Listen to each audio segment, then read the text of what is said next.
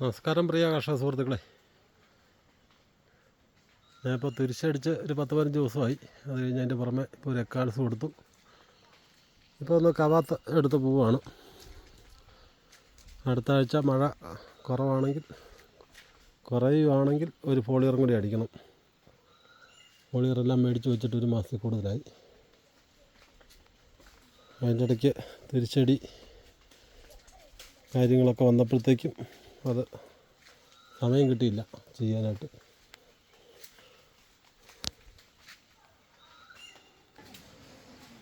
തുരിശടിച്ച് കഴിഞ്ഞ് പ്രതീക്ഷിച്ച പോലെ മഴയും കിട്ടിയില്ല. ഇന്നലെ വരെ നല്ല വെയിലായിരുന്നു. ഇന്ന് തൊട്ട് കാലാവസ്ഥയിൽ മാറ്റം കാണുന്നുണ്ട്. അതുകൊണ്ട് നല്ലപോലെ ശാലം അറസ്റ്റായിട്ടുണ്ട്. ഈ മഴയൊക്കെ കഴിഞ്ഞൊരു ഫോളിയറും കൂടിയൊക്കെ പോയി കഴിയുമ്പോഴത്തേക്കും ഒരു കാപിടത്തിലോട്ട് വരും. എങ്കിലും കഴിഞ്ഞ വർഷത്തെ വെച്ച് നോക്കുമ്പോൾ നമുക്ക് കമ്പയർ ചെയ്യാനേ പറ്റത്തില്ലാത്ത രീതിയിലുള്ള ഉൽപ്പാദനത്തിലൊരു കുറവാണ് സംഭവിച്ചേക്കുന്നത്. ഇതാണ് സാധാരണ ഏസോൺ ഏരിയയിലുള്ള ഒരു ഏലത്തോട്ടത്തിൻ്റെ ഒരു അവസ്ഥ. ഇത് ഈ സമയത്ത് ഇങ്ങനെ നിന്നാൽ മതിയോ? നമുക്ക് ഒരൊറ്റ വർഷങ്ങളിലും ഇതുപോലത്തെ ഒരു സംഭവം, ഇതുപോലെ കാകറവ് ഫീൽ ചെയ്തിട്ടില്ല. അത് നല്ലപോലെ പടിഞ്ഞാറൻ ചായവുള്ള സ്ഥലവും ശകലം അവസാന നിമിഷമായപ്പോഴത്തേക്കും ശകലം നനയ്ക്കാൻ വെള്ളം കുറവായി പോയ സ്ഥലവുമാണ്. ആ ജനുവരിയിലൊക്കെ ഉണ്ടായ ശരം എന്ന് പറഞ്ഞാൽ ഒത്തിരി ശരമുണ്ടായിരുന്നു. ആ ശരത്തിലൊന്നും കാ സെറ്റിങ്സ് ഇതുവരെ നല്ലപോലെ വന്നിട്ടില്ല. ഇടയ്ക്ക് അവിടെ ഇവിടെയൊക്കെ ഓരോ കാ പിടിച്ചിട്ടുണ്ടെന്നുള്ളതല്ലാതെ നല്ലൊരു കാപിടുത്തത്തിലോട്ട് ഇതുവരെ ചെടികൾ വന്നിട്ടില്ല. പിന്നെ കഴിഞ്ഞ കൊല്ലം എന്നൊക്കെ പറഞ്ഞാൽ ഇതേപോലത്തെ പുതിയ ശരങ്ങൾ ഒത്തിരി ഈ സമയത്തുണ്ടായിരുന്നു. ഈ വർഷം അതുമില്ല. അതുപോലത്തെ വെയിൽ കാരണം ആ സമയത്ത് ഉണ്ടാകേണ്ട ചിമ്പോ അകത്തുനിന്ന് ശരമോ ഒന്നും ഉണ്ടായിട്ടില്ല. അതെല്ലാം ഇനിയും ഒരു നവംബർ ഡിസംബർ ആകുമ്പോഴത്തേക്കും ശരമടിക്കാൻ പാകത്തിനുള്ള ചിമ്പുകളാണ് കൂടുതലായിട്ട് ഉണ്ടായി വരികയും ചെയ്യുന്നത്. ഇതാണ് ഒത്തിരി യൂട്യൂബിനകത്തുകൂടി ഒത്തിരി കായുണ്ട് അതുണ്ട് ഇതുണ്ടെന്നൊക്കെ പറഞ്ഞ് കാണിച്ചാലും കായുള്ള ചെടികൾ കാണിക്കുന്നതെല്ലാം ശ്രദ്ധിച്ചറിയാം. ഇളവര അല്ലെങ്കിൽ അതുപോലത്തെ ഏരിയ ഈ നമ്മുടെ മൂന്നാർ കല്ലാറ് സൈഡ് പോലത്തെ സ്ഥലങ്ങളിലും ഒക്കെ കുറേ കായുണ്ടെന്നല്ലാതെ ഏസോണിലെയൊക്കെ ഒരു 80% തോട്ടങ്ങളുടെ അവസ്ഥ ഈ ഒരു കണ്ടീഷനാണ്. ഇങ്ങനെ നിൽക്കുകയാണ് ശരം. പിന്നെ ഇതുപോലെ കുറേ കുരുകുരാന്ന് ചിമ്പുണ്ടായി വന്നിട്ട് നമുക്ക് ഈ പറയുന്ന ഒരു ബെനിഫിറ്റ് അകത്തുനിന്ന് കിട്ടാൻ പോകുന്നുമില്ല. ഈ നിൽക്കുന്ന ചിമ്പുകളെല്ലാം 2-3 മാസം കഴിയുമ്പോഴത്തേക്ക് ശരം അടിച്ച് അടുത്ത വേനലിലോട്ട് പോയി. അടുത്ത വേനൽക്ക് ജനുവരിയിലൊക്കെ ആ ശരം വന്നിട്ട് കായുമൊക്കെ ആയി വന്നു കഴിയുമ്പോഴത്തേക്കും പിന്നെ വെയിൽക്കാലമായി, വേനലായി. ഈ കഴിഞ്ഞ പ്രാവശ്യത്തെ പോലെ തന്നെ ഉണ്ടാകുന്ന ശരമെല്ലാം കാമറി ചെടിയുടെ മൊത്തത്തിൽ ആ ഒരു ടൈം ടേബിൾ തന്നെ തെറ്റിപ്പോയി. ഞാൻ സ്ഥലത്തിൻ്റെ ഓരോ ഏരിയയും കാണിക്കുകയാണ്. ഇതൊരു പടിഞ്ഞാറൻ വെയിലടിക്കുന്ന നല്ല വെയിലടിച്ച സ്ഥലമാണ്. അവിടുത്തെ ഒരിതാണ്. എങ്കിൽ ശകലം കിഴക്ക് വടക്കൻ ചായമായിട്ടുള്ള സ്ഥലങ്ങളിൽ ശകലം കൂടി നല്ല രീതിയിൽ കാ പിടിക്കുന്നുമുണ്ട്. ശകലം ഷെയ്ഡും ഒക്കെ നിന്നിടത്തെല്ലാം കാപിടുത്തത്തിൽ ശകലം വ്യത്യാസമുണ്ട്. അങ്ങനത്തെ സ്ഥലങ്ങളാണ് ഞാൻ ഈ പറഞ്ഞ 20% സ്ഥലവും ഉള്ളത്. ബാക്കി 80% ഇതാണ്. ഇപ്പോഴും നോക്കുക, ഈ ശരത്തിൻ്റെ അരിമ്പുകളൊന്നും ഇനിയും തെളിഞ്ഞിട്ടില്ല. ഇതെല്ലാം തിരിച്ചടിച്ച് 10-15 ദിവസമായി. അതിൻ്റെ പുറമെ ഇപ്പോൾ ഒരു എക്കാലസും കൊടുത്ത് നിർത്തി. തുരിശൊക്കെ അടിച്ച് കഴിഞ്ഞ് അനുകൂലമായിട്ടുള്ള കാലാവസ്ഥ വന്നുമില്ല. നല്ല വെയിലുമായിപ്പോയി. അപ്പോഴത്തേക്ക് ആ ശരം ഒന്ന് തെളിഞ്ഞ് വരാനായിട്ട് ഇപ്പോൾ ഇന്നോട്ടൊരു കാലാവസ്ഥയിൽ ഒരു ചേഞ്ച് കാണുന്നുണ്ട്. അവിടെ ഇവിടെയൊക്കെ ഓരോ ചെടിയൊക്കെ അഴുകിയാലും നമുക്ക് കണ്ടിന്യൂ ചെറിയ മഴ കിട്ടിക്കൊണ്ടേ ഇരിക്കുന്നതാണ് ഈ കാപിടുത്തത്തിനൊക്കെ നല്ല ഹെൽപ്പ് ചെയ്യുന്നത്. ഇവിടെ ഇതുവരെ ഞാൻ കാണിച്ച ഒരു പടിഞ്ഞാറൻ ചായ വെയിലടിക്കുന്ന സ്ഥലമായിരുന്നു. ഇനി ഇങ്ങോട്ട് വരുമ്പോഴത്തേക്കും ചെടി വ്യത്യാസമായി. ഇത് ഒരു കുന്നിൻ്റെ ഇങ്ങേ സൈഡിലോട്ട് വന്നു. ഇവിടെയൊക്കെ വരുമ്പോഴത്തേക്കും ഒരു കിഴക്കൻ ചായവിലോട്ട് വരുവാണ്. ഇങ്ങോട്ട് വന്നു കഴിയുമ്പോഴത്തേക്കും കുറച്ചും കൂടി വ്യത്യാസമുണ്ട്. ശകലം കൂടി ചെടിക്കും ശരത്തിനുമൊക്കെ ഒരു തെളിച്ചവും ഒരു ഉണർവും കുറച്ചും കൂടിയൊക്കെ കായും കൂടുതലൊക്കെ ആയിട്ട് പിടിച്ചിട്ടുമുണ്ട്. ചെടിക്ക് ശകലം ആരോഗ്യത്തിലും വ്യത്യാസമുണ്ട്. ചെടികളുടെ ഇലയൊന്നും അത്ര വാടിയിട്ടില്ല. ആ വെയിലടിച്ച് ഇലകൾക്കൊന്നും അത്ര വലിയൊരു ഡാമേജ് സംഭവിച്ചില്ല. പിന്നെ നല്ലപോലെ മൾച്ചിങ്ങും ഒക്കെ ഉള്ളതുകൊണ്ടും ഉള്ള ഈർപ്പം വെയിൽ കൂടുതൽ അടിക്കാത്തത് കൊണ്ടുമൊക്കെ ആ വേരിനും വലിയ ഡാമേജ് ഒന്നും ഉണ്ടാകാത്തതുകൊണ്ട് ഈ കിഴക്ക് ആയിട്ട് ചായവുള്ള സ്ഥലങ്ങളും അതുപോലെ വടക്ക് ചായവുള്ള സ്ഥലങ്ങളിലുമൊക്കെ അത്യാവശ്യം നല്ലപോലെ ചെടി കയറി വരുന്നുണ്ട്. എങ്കിലും കഴിഞ്ഞ വർഷത്തെ ആ ഒരു പെർഫോമൻസിൻ്റെ അത്ര ഒന്നും വരത്തില്ല. ഇവിടെ അന്നേരം സംഭവിച്ചൊരു കുഴപ്പം, നല്ലപോലെ ഈ കാറ്റത്ത് ചെടികൾ ഒടിച്ചു കളഞ്ഞു. ഭയങ്കര ചെടികളായിരുന്നു. അതുകൊണ്ട് ഇതിൻ്റെ ഈ സൈഡിൽ തന്നെ ഒരു 5-6 തട്ടയാണ് ഒടിച്ചത്. ആ സൈഡിൽ നിന്നും അങ്ങനെ ഒടിച്ചു. ഇതെല്ലാം കൂടി ഇങ്ങനെ നടക്കുക. ഇനി അതെല്ലാം വെട്ടി മാറ്റാതെ പറ്റത്തുമില്ല. ഈ എല്ലാവരും ഇവിടെ വെച്ച് ഇനി അങ്ങ് വെട്ടിക്കളയും. അല്ലെങ്കിൽ ഇതിനകത്തോട് മരുന്നടിക്കാനും പറ്റത്തില്ല. അടുത്ത ചെടിക്കകത്തോട്ട് കിടന്ന് അതിനകത്ത് കിടക്കുന്ന ശരത്താലും മരുന്ന് വീഴത്തില്ല, ആകെ ഇതാവും. അങ്ങനെ ഈ പൊക്കം കൂടിയ സ്ഥലങ്ങളിലെല്ലാം തട്ട ഒടിച്ചിട്ടുണ്ട്.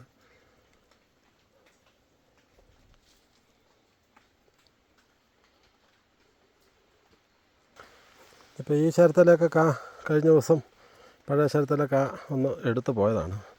7 കിലോ 8 കിലോ വെച്ചോ ഒക്കെ കിട്ടിയുള്ളൂ.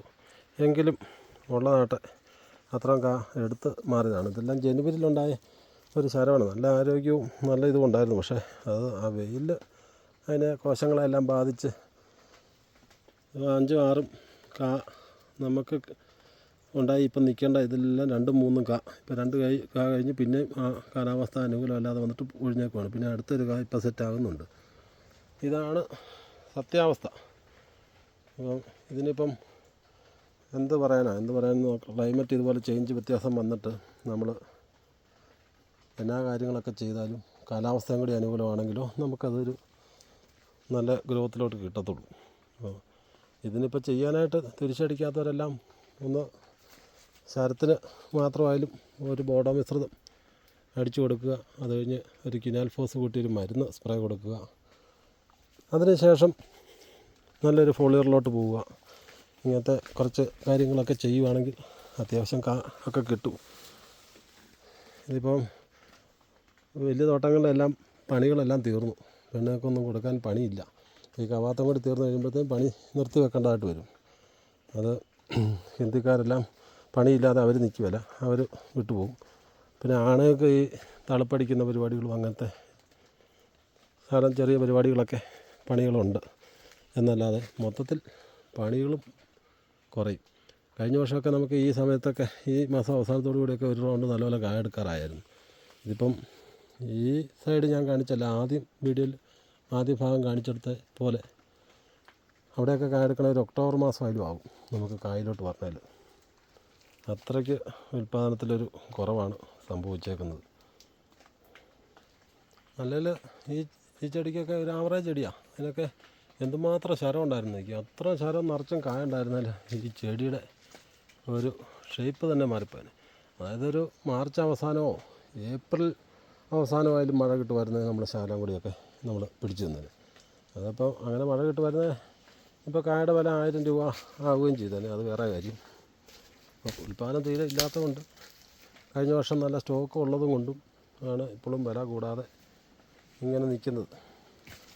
ഇനി അടുത്ത സീസണിലോട്ടൊക്കെ വരുമ്പോഴത്തേക്കും ഏലക്കായുടെ വിലയൊക്കെ പ്രയോജനാതീതമാണ്. സാധനം കഴിഞ്ഞ പ്രാവശ്യത്തിൻ്റെ അപേക്ഷിച്ചൊരു 40% പോലും ഇതുവരെയുള്ളൊരു കണ്ടീഷൻ വെച്ച് കായില്ല.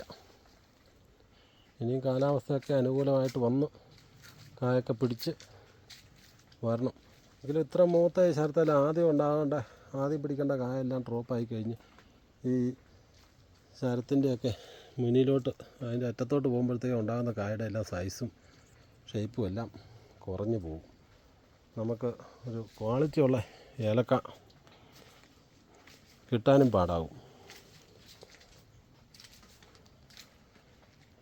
ഇനിയിപ്പോൾ കാലാവസ്ഥ അനുകൂലമായി വന്ന് എല്ലാവർക്കും ആദായം കിട്ടട്ടെ എന്നുള്ളൊരു പ്രതീക്ഷയേ ഉള്ളൂ.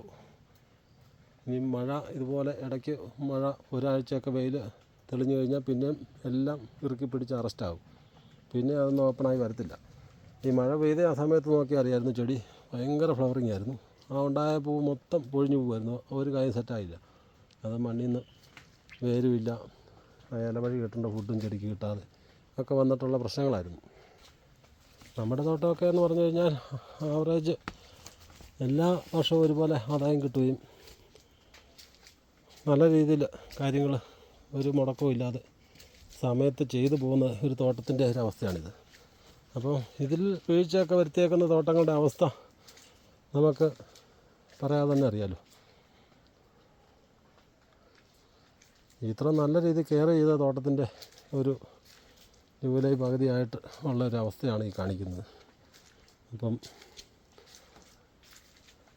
നനയ്ക്കാൻ വെള്ളമൊക്കെ തീർന്നു പോവുകയും സമയത്ത് പണിയൊന്നും ചെയ്യാൻ പറ്റാതെ ഉള്ള തോട്ടങ്ങളുടെയൊക്കെ അവസ്ഥ ഇതിലുമൊക്കെ പരിതാപകരമായിരിക്കും. അത് നിങ്ങൾക്ക് തന്നെ ബോധ്യമുള്ള കാര്യമാണല്ലോ.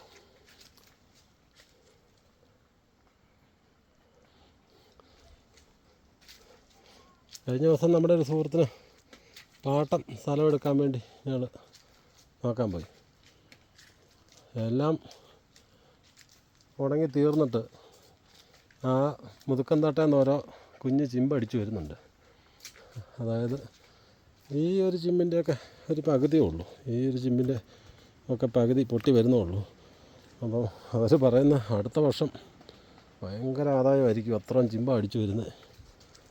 അത് അടുത്ത വർഷത്തെ വേനലിനെയൊക്കെ ആശ്രയിച്ചാവത്തെ കിട്ടേണ്ട ആദായം കാര്യങ്ങളുമൊക്കെ ഇരിക്കുന്നത്. എന്നിട്ട് അത് ചാടിക്കയറി മേടിക്കും. 2500 രൂപ കായുടെ വിലയും കണ്ടുണ്ട്. അത് ചോദിക്കുന്ന വില 2 ലക്ഷം രൂപയ്ക്കാണ് പാട്ടം ചോദിക്കുകയും ചെയ്യുന്നത്. ഇത്ര നേരം വീഡിയോ എടുത്തത് ഒരു പടിഞ്ഞാറൻ ചായ്വ്, ഒരു കിഴക്കൻ ചായ്വ് കഴിഞ്ഞ് ഇനി ഇതൊരു വടക്കോട്ട് ചായവുള്ളൊരു സ്ഥലമാണ്. അവിടെ എല്ലാം ചെടി ഇരുണ്ടടഞ്ഞാണ് നിൽക്കുന്നത്, നല്ല ആരോഗ്യത്തോടെ നിൽക്കുന്നത്. എല്ലായിടത്തെയും ഒരു പ്രശ്നം അവിടെയൊക്കെ ശാലം പുതിയ ശരങ്ങളൊക്കെ കൂടുതലുണ്ടെന്നല്ലാതെ കാപിടുത്തം എന്ന് പറയുമ്പോഴത്തേക്ക് ഇപ്പം തുരിശൊക്കെ അടിച്ചു കഴിഞ്ഞ് ഉണ്ടായി വരുന്ന കായെല്ലാം സെറ്റായി വരുന്നുണ്ടെങ്കിലും ഇടയ്ക്കൊക്കെ ഓരോ മഞ്ഞപ്പിഞ്ച് കൊണ്ട് അത് നല്ലൊരു കാപിടുത്തത്തിൻ്റെ ഒരു ഫ്ലോയിലോട്ട് ഇതുവരെ ചെടി വന്നിട്ടുമില്ല. അപ്പം ഞാൻ പറഞ്ഞു വന്ന കാര്യം, നമ്മൾ ഈ ലീസിനൊക്കെ എടുക്കാൻ പോകുമ്പോൾ നല്ലപോലെ വെള്ളവും സംവിധാനങ്ങളും മരവും ഷെയ്ഡും എല്ലാ സൗകര്യങ്ങളും ഉള്ള സ്ഥലങ്ങൾ വേണം നമ്മൾ എടുക്കാനായിട്ട്. അല്ലാതെ എടുത്തു കഴിഞ്ഞ് ചെടിയെല്ലാം പണിത് കയറ്റി ഈ പ്രാവശ്യം ഉണക്ക് കൂടുതലടിച്ച സ്ഥലങ്ങൾ എങ്ങനത്തെയാണെന്ന് ശ്രദ്ധിച്ചാൽ അറിയാം. നല്ലപോലെ വളമൊക്കെ കലക്കി ഒഴിച്ചും പണിയൊക്കെ ചെയ്ത് നിർത്തിയ ചെടികൾക്കാണ് കൂടുതൽ ഉണക്ക് ബാധിച്ചത്. ആവറേജ് വലിയ പണിയൊന്നും പണിയാതെ അത്യാവശ്യം ഷെയ്ഡും ഒക്കെ കയറി അടഞ്ഞു നിന്ന സ്ഥലങ്ങളിലൊക്കെ ചെടികൾ വലിയ ഡാമേജ് ഇല്ലാതെ പിടിച്ചു നിന്നു. അതുകൊണ്ട് വെള്ളം ഒരു മെയിൻ ഘടകമാണ്, ഷെയ്ഡ് ഒരു ഘടകമാണ്, ഏറിയ ഒരു മെയിൻ ഘടകമാണ്. അങ്ങനെ പല കാര്യങ്ങളുണ്ട്. ലീസിനൊക്കെ എടുക്കുന്നവർ 2 ലക്ഷം അവരുടെ കണക്ക് കേട്ട് കഴിയുമ്പോഴത്തേക്കും നമ്മൾ തന്നെ അത്ഭുതപ്പെട്ടു പോകും. നമുക്ക് കഴിഞ്ഞ ദിവസം ഒരു യൂട്യൂബ് വീഡിയോയ്ക്കകത്ത് കണ്ട് 8 ലക്ഷം രൂപ വരുമാനം കിട്ടും ഒരു ഏക്കറിനകത്തുനിന്ന്. 8 ലക്ഷവും 10 ലക്ഷമൊക്കെ ചിലപ്പോൾ കിട്ടും. അത് കിട്ടുമ്പം അതിൻ്റെ ഒരു 75% അങ്ങോട്ട് മുടക്കിയാലോ അത്രയും കിട്ടത്തുള്ളൂ. പിന്നെ ഈ പറഞ്ഞ പോലെ കാലാവസ്ഥ ഒരു ഘടകമാണ്. അതെല്ലാം കൂടി ഒത്തു വന്നെങ്കിലോ നമുക്ക് ഈ പറയുന്ന ഒരു ആദായത്തിലോട്ടൊക്കെ വരത്തുള്ളൂ. ഈ കഴിഞ്ഞ വർഷത്തെ ഒരു ആദായം വെച്ച് നമുക്ക് ഏലകൃഷി കമ്പയർ ചെയ്യാനേ പറ്റത്തില്ല. കഴിഞ്ഞ വർഷം നമുക്ക് മെയ് മാസം വരെ കാ കിട്ടി.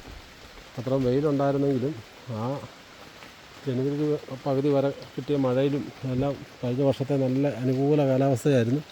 നമുക്ക് അതുപോലെ റെക്കോർഡ് ഒരു ക്രോപ്പാണ് കിട്ടിയത്.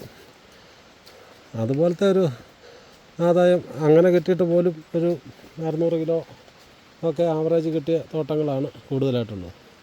അപ്പോൾ ഇപ്പോഴത്തെ വില വെച്ച് നോക്കുമ്പോഴത്തേ അവർ പറയുമ്പോൾ അത് ശരിയാണ്, അത്രയും പൈസ ഒക്കെ കിട്ടാൻ സാധ്യതയുണ്ട്. പക്ഷേ ഈ വർഷത്തെ ഒരു കണക്ക് വെച്ച് നമുക്ക് ഇതുവരെയുള്ളൊരു കാലാവസ്ഥ വെച്ച് നമുക്ക് അത് കിട്ടാനായിട്ടൊരു സാധ്യതയും കാണുന്നില്ല.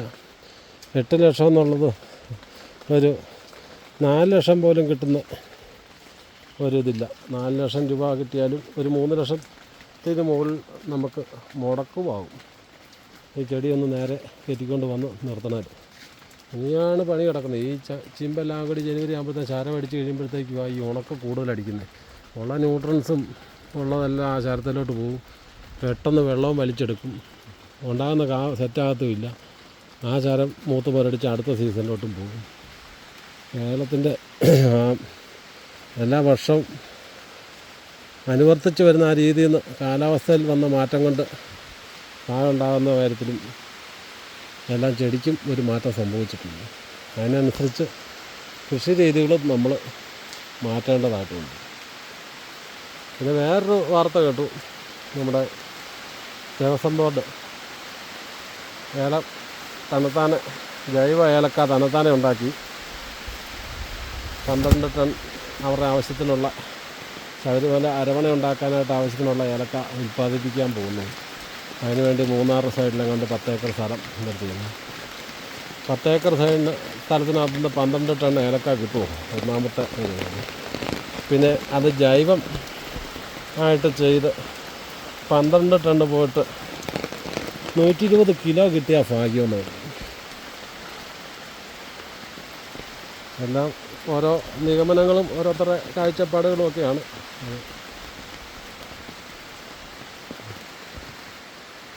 അത് സ്ഥലത്തിൻ്റെ ഏരിയ മൂന്നാറാണ്. അവിടെ മഴ തുടങ്ങിക്കഴിഞ്ഞാൽ അതുപോലെ COC മെറ്റലാക്സിൽ അങ്ങനത്തെ സാധനങ്ങൾ ആയിട്ട് പുറകെ നിന്നെങ്കിലോ അവിടെ ഒരു അഴുകാതെ ഉണ്ടാക്കിയെടുക്കാൻ പറ്റും. അത്രയ്ക്ക് കാലാവസ്ഥ പ്രതികൂലമായിട്ടുള്ളൊരു സ്ഥലമാണ്. അവിടെയൊക്കെ ഈ ജൈവ രീതിയിൽ ചെയ്ത് എങ്ങനെ ഉണ്ടാക്കും എന്ന് കണ്ടറിയണം. എന്നാണേലും ഇതാണ് ഹൈറേഞ്ചിലെ ഏലക്കാടുകളുടെ ഈ വർഷത്തെ ഒരു നേർചിത്രം. ഞാനിപ്പോൾ ഈ ഫീൽഡിൽ വന്നിട്ട് ഒരു 25 വർഷക്കാലമായി. 26ാമത്തെ വർഷമാണ്. അതിലൊരു 18 വർഷമായിട്ട് ഞാൻ ഈ ഒരു തോട്ടത്തിൽ തന്നെയാണ്. എൻ്റെ ഒരു അറിവ് വെച്ച കാലം മുതൽ ഇത്ര ഒരു മോശം സീസൺ സ്റ്റാർട്ടിങ് കണ്ടിട്ടില്ല. ഇനിയും മഴയൊക്കെ പെയ്ത് മാറ്റങ്ങളുണ്ടാകുമോ എന്ന് നമുക്ക് കണ്ടറിയാം. ഇതെല്ലാം ചിലപ്പോൾ തകിടം മറിഞ്ഞ് മറിയും. വേനൽക്കാലത്ത് ജനുവരിയിലോ ഫെബ്രുവരിയിലോ മാർച്ചിലോ ഒക്കെ 1-2 മഴയൊക്കെ കിട്ടുക. ഈ വരുന്ന ചിമ്പുകൾ, ഇതുപോലത്തെ ചിമ്പുകളാണ് എല്ലാ ചെടിക്കും കൂടുതലായിട്ട് അടിക്കുന്നത്. ആ ചിമ്പുകൾക്ക് സപ്പോർട്ടായിട്ടൊരു മഴയും ഒരു അനുകൂല കാലാവസ്ഥ ഉണ്ടാവുകയാണ്. വേനൽക്ക് ചിലപ്പോൾ കൂടുതൽ കിട്ടാൻ മേലാഴികയൊന്നുമില്ല.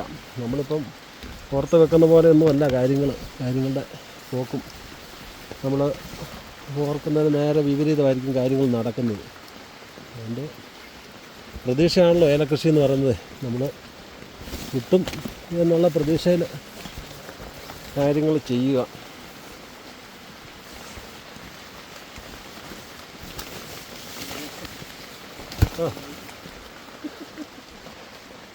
अनिल नीचे फिनिश.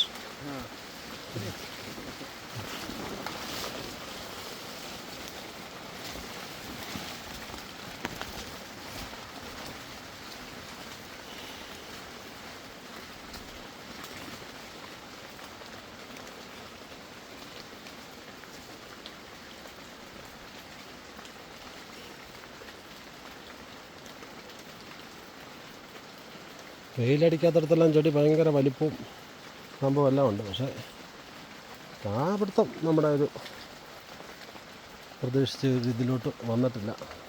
നമ്മൾ ചെയ്ത ഇത് വെച്ച് നോക്കുമ്പോൾ ഉള്ളൊരു കാപിടുത്തത്തിലോട്ടൊന്നും ചെടി വന്നിട്ടില്ല.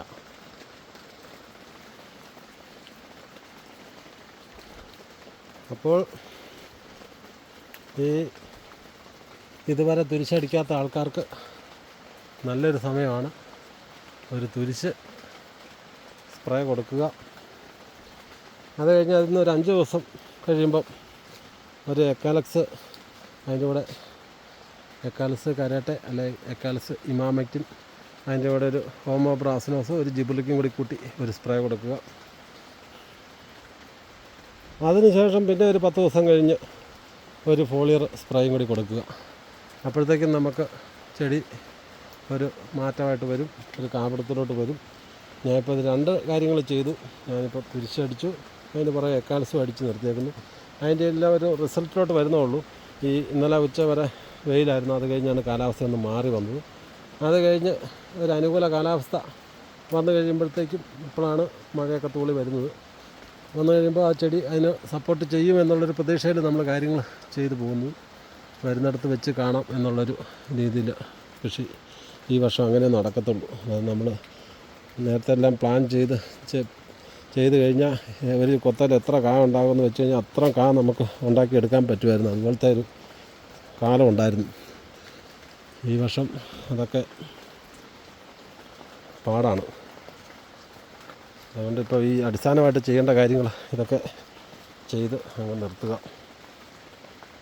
ഓക്കെ, ഈ വീഡിയോ ഒത്തിരി ദിവസമായി ഒരു വീഡിയോ എടുക്കണമെന്നോർത്ത് സമയമില്ലായിരുന്നു. ഇന്നാണ് സമയം കിട്ടിയത്. അപ്പോൾ ഈ വീഡിയോ ഇവിടെ വൈൻഡപ്പ് ചെയ്യുന്നു.